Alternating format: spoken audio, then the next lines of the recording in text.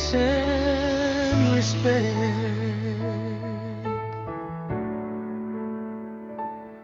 Kung adunay kalinaw, adunay paglaom, ang gugma sa kasing-kasing dili na matalom.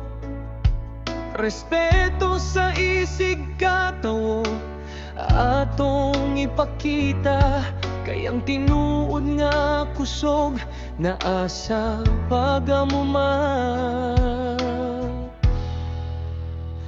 Bisan lain-lain ta ug dalan nga giagyaan, usara gihapon ang atong padulngan.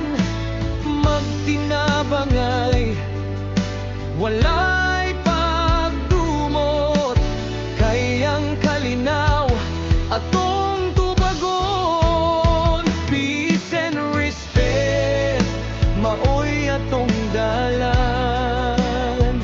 Maghigugma ay bisan unsa pa ang kahimtang. Kamot sa gugma, sa ang tingog, kalinaw ug respeto atong ipasundayag sa kalibutan.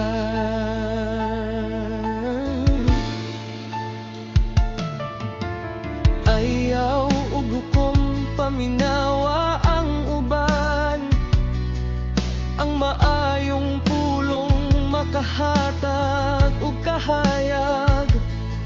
Sa matag adlaw magtinahuray ta, kayang gugma sa isig katawo dili gyud mawala.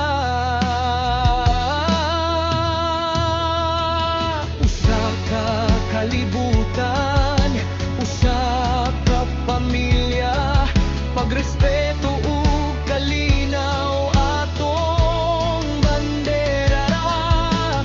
Bisan nasa patap magkauban gihapon, peace and respect hangtod sa kahangturan.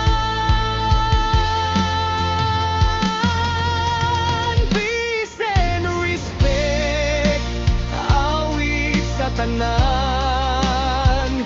Magkahiusa tauban sa gugma ug paglaom. Itaas ang kamot, ipakita ang kasing-kasing. Peace and respect atong kantahon hangtod sa kahangturan.